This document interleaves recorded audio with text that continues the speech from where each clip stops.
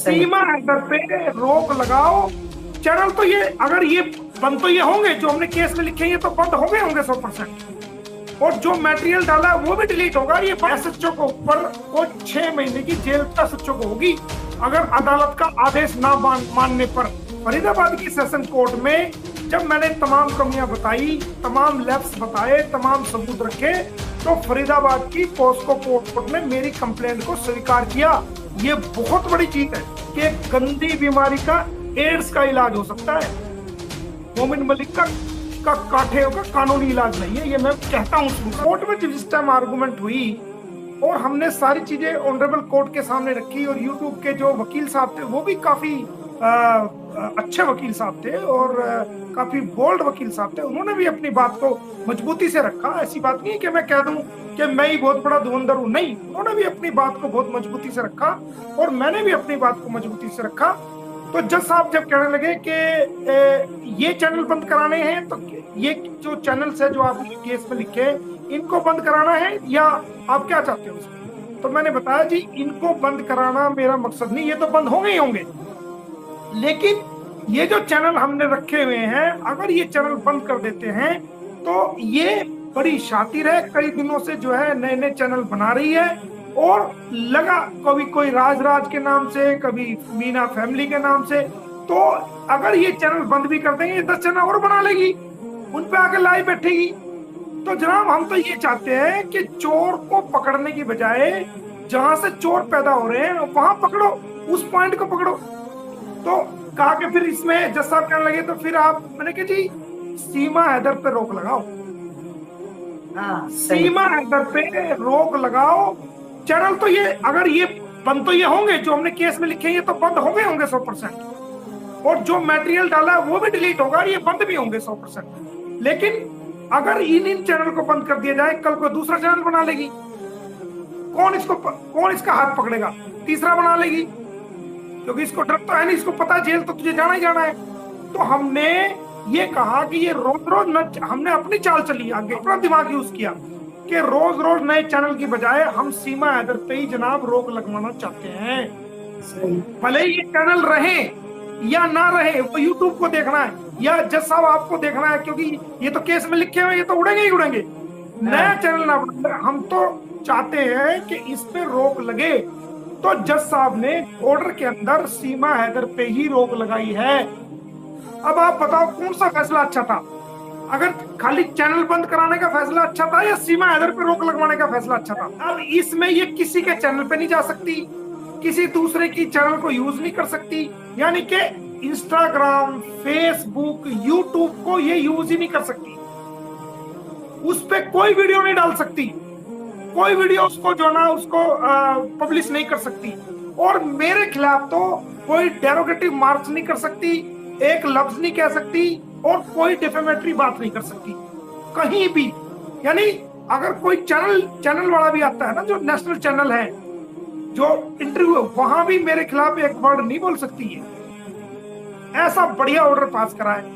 तो कल परसों तक वो मिल जाएगा, उसकी कॉपी लेके हम यूट्यूब को दे देंगे, पुलिस डिपार्टमेंट को दे देंगे।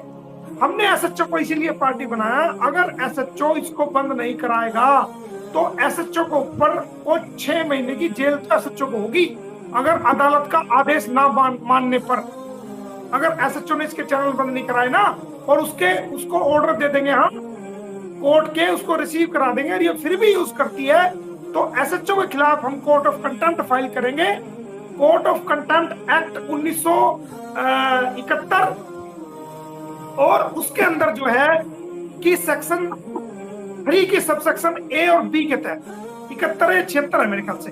तो इसको पता है इस बात का कि भाई तेरे चैनल, ये तुझे तेरे पे रोक लगी है इसलिए बार बार आके वीडियो बना रही है, ये कर रही है, वो कर रही है, इसको पता है ना इस बात का। इसके तहत जो ये दोषी मानी जाएगी। और ये जो जिस दिन से ऑर्डर तो 2 तारीख को पास हुआ ये, और ये कंटेम्प्ट ऑफ कोर्ट की 1971 की जो सेक्शन 3 और ए और बी का वायलेशन कर रही है, ये सारे वीडियो हमने नोट कर लिए हैं, सारे रिकॉर्डेड हो गए हैं, ये सारे स्क्रीन रिकॉर्डिंग हो गई है, सारे वर्जन रिकॉर्डिंग हो गया है। तो हम जैसे ही ऑर्डर दे देंगे तो इसके खिलाफ जितनी बार ये लाइव आई है उतने ही केस इसके पानीपत के अंदर डलेंगे, और हर केस में इसको 6-6 महीने की सजा होगी।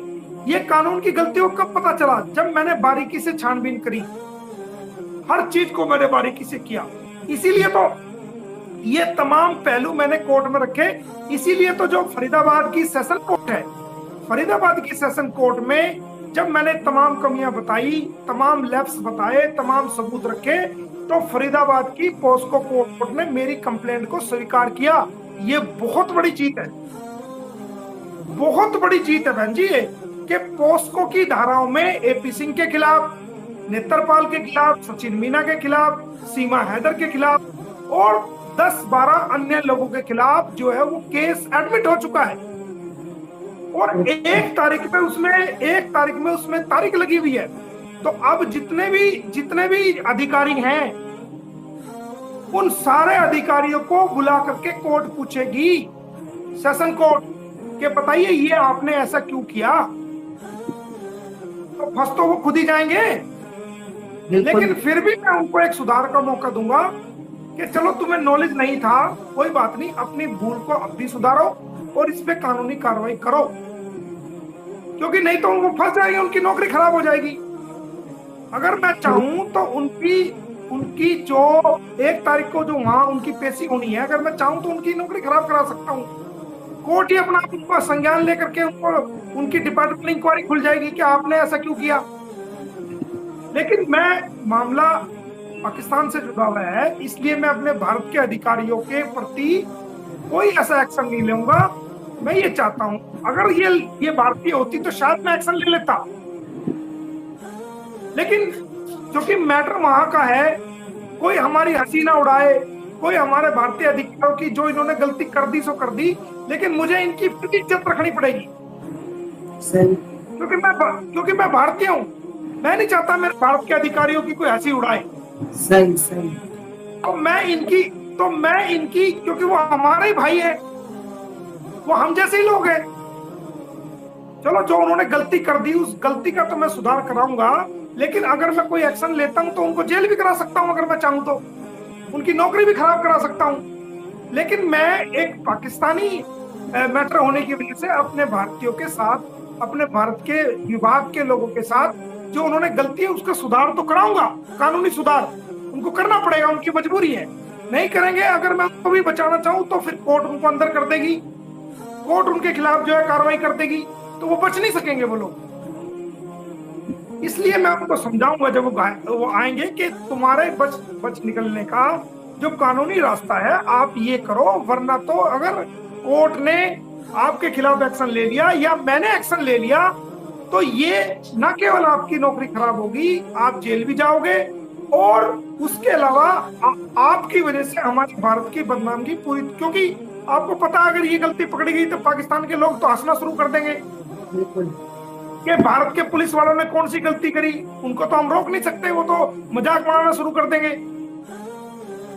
और ये मैं चाहता नहीं कि मेरे भारत के पुलिस विभाग के किसी व्यक्ति की कोई कमी रही है तो उनकी कोई मजाक बनाए, हमारी भारतीय पुलिस की कोई मजाक बनाए। और समझ में उनके भी आ रही है, पहले वो हल्के में ले रहे थे, लेकिन जब उन्हें पता लगा कि ये मोमिन मलिक तो बड़ा खतरनाक वकील है, मैं कहता हूँ थोड़ी सी टेढ़ी कहता हूँ कि 2 बातें कहता हूँ मैं हमेशा। मैं कोई बड़ाई नहीं मारता, लेकिन मुझे अपने ज्ञान है, मुझे नॉलेज है अपने काम का। मैं एक बात कहता हूँ कि गंदी बीमारी का एड्स का इलाज हो सकता है, मोमिन मलिक का काठे का कानूनी इलाज नहीं है, ये मैं कहता हूँ शुरू से। और ये भी कहता हूँ कि काले नाग का कोबरे का काठे का इलाज हो सकता है, डसे हुए का। मोमिन मलिक के कानूनी काठे का इलाज नहीं है।